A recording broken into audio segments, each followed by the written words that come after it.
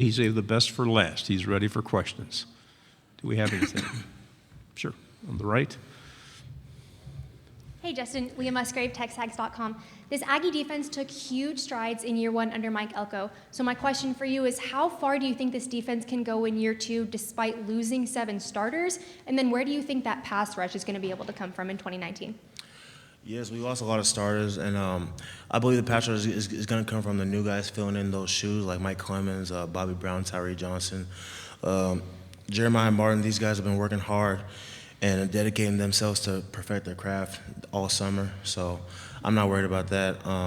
I believe in my brothers and what they can do on the field. Okay, third row. Coach Fisher mentioned that even though you hadn't played a ton under the previous staff, they loved you right away. But did you expect to have the sort of impact that you did last year? For me, I have high expectations for myself, but I believe that, like, a lot of people say that, man, you had a great year, but I don't feel that way. I feel like I have more to prove. I have more to get better at. So I just take it one day at a time and just put my hard work hat on and get to work. So I just take it one day at a time. Justin, I know you have high expectations for the coming year. Any personal goals you set stats-wise, or you just let it play out, see how it goes? For me, I write down like a certain amount of like sacks I want to get and tackles I want to get, but for me, it just comes into fruition when I just put in the hard work and the dedication that I apply myself by squeezing out the distractions and focusing on what I need to focus on that's important for the season and for my teammates. So. Okay, right down in front. Justin, John Wilson with KBTX in College Station. Do you feel like you'll be one of the leaders on the defense this year?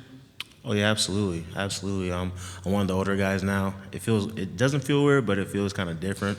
But I'm embracing it. I'm loving it. You know what I'm saying? The young guys, they look up to me, and they always ask me questions about what it's like and all this stuff. I'm like, man, you need to prepare yourself mentally for it. Football is a mental game. It's a game from the neck up. You have to prepare yourself, know what you're doing, know the plays, trusting your brothers, trusting your abilities, and just get the job done, taking it one day at a time. Gentleman standing up. You got to go to L.A. last week for the ESPYs. Justin, what was that experience like? Yeah, it was different. It was very, very exciting. I watch it every year, but to be a part of it and to be nominated for the game that we had against OSU, it was just a blessing, man. It was so crazy to see all these people that you look up to your whole life and guys that you see on TV being successful, like Rob Gronkowski, Giannis Antetokounmpo, and to see them in person, Zion, like literally 10 feet away from, like, bro, this is Zion Williamson. That's crazy, but it was a great experience, you know what I'm saying? But, that's over with, and I'm just focused on the summer and fall camp coming up. Second row, please. We've talked about this a lot today, but you have a very difficult schedule coming up this season, and you earlier were talking about mentality. So how have you mentally prepared for this season? How have you and your defense mentally prepared to take on all these good quarterbacks, all these good offenses that you're about to face? Right. For us, it's an opportunity. Every game is an opportunity. We're going to play the best of the best. That's why you come to the SEC, to play the best of the best, and we're literally playing the best of the best. So it's really what you're asking for. So it all comes down to us accepting the challenge, seeing it as an opportunity to showcase our abilities, showcase what Coach Elko has put us through the spring and the summer and the preparation and the dedication that we put towards it, and just showcasing what we can do. Okay, third row, please. What did it mean to you being named your team's defensive MVP? It's truly an honor. It's a blessing because the guys in the locker room trust in my abilities, and they trust that I can lead this defense through my action, through my words, to be the best that we can be. So I just accept the challenge, and I just embrace it all, man. It's really a blessing for me. Okay, again over here, please. You talked about how you're playing the best of the best in conference, but you also are playing very good teams out of conference. Mm-hmm. Do you approach each game differently depending on what conference you're playing in, or is it kind of the same? No, every game for me is the same mentality. You got to win the game, and how you win the game is just keen into the little details that Coach Elko has been teaching us, Coach Robinson has been teaching us, and just trusting it and just believing in your teammates that when we run these stunts, you're going to run it the right way. When we do this front, we're going to do it the right way, and just taking it one day at a time. Right here in the middle of the cameras. I asked Braden this earlier, but Coach Fisher is one of the fastest talkers I've ever heard. And he said he talks twice as fast when he's mad. How hard is it to understand Coach Fisher when he's angry at you guys? He he kind of just says like a lot, like not really a lot of gibberish, but says a lot of words at once. And you're like, what?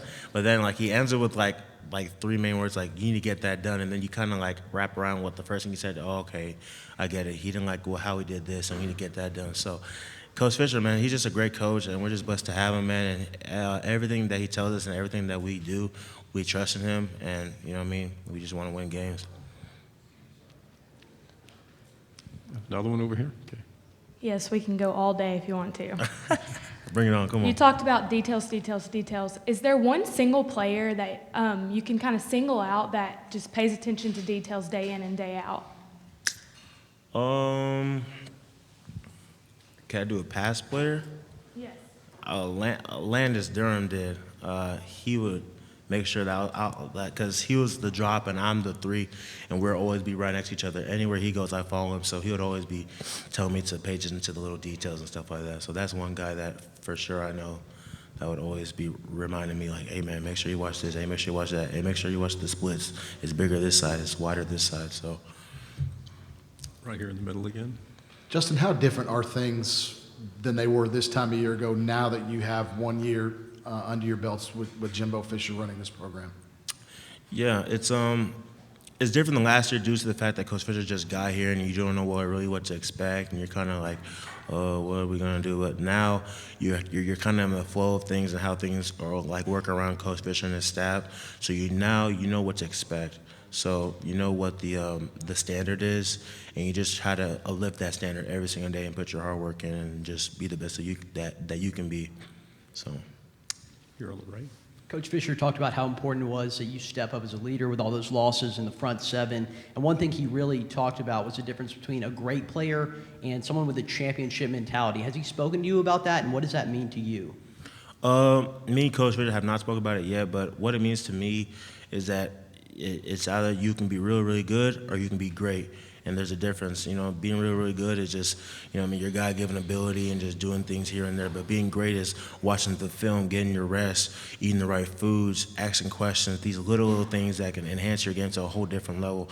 That's something that he not tells me only, but tells the whole team that we should be pushing towards those things to be the best that we can possibly be. Okay. Here we go again. You're going into the season losing a lot of defensive players from last year. Are there any key rising players that we should be on the lookout for this year? Yeah, all of us on defense. You know what I'm saying? I'm the only returning front seven. But but you know, starting with the end, we have Mike Clemens, we have Bobby Brown, Jeremiah Martin, Tyree Johnson, Anthony Hines, Buddy Johnson, guys replacing Tyrell and Atara Alaka. You know what I mean? These guys, including myself, have been busting our tails on the barrels every single day, getting these plays right that Coach Elko has scripted for us, and building that chemistry with each other and building that communication so when the fall comes, it's easy cake. You know what I'm saying? His body language, you already know what's coming. So those are guys that are coming in, already doing what I expected them to do, if not even better. I'm so proud of them. But we have a long way to go, and we have a lot more work to do. We have another question here. Good. Justin, you talked about Clemens earlier today, kind of beefing up a little bit. Yeah. Bobby Brown, huge dude, you're your big self. Who's the strongest guy on the defensive line? Strongest guy on D-line. Gotta be Bobby Brown. Bobby was just I call him Big Shaq back. Like Shaquille O'Neal, Big Shaq back. That's why I call him Big Bobby.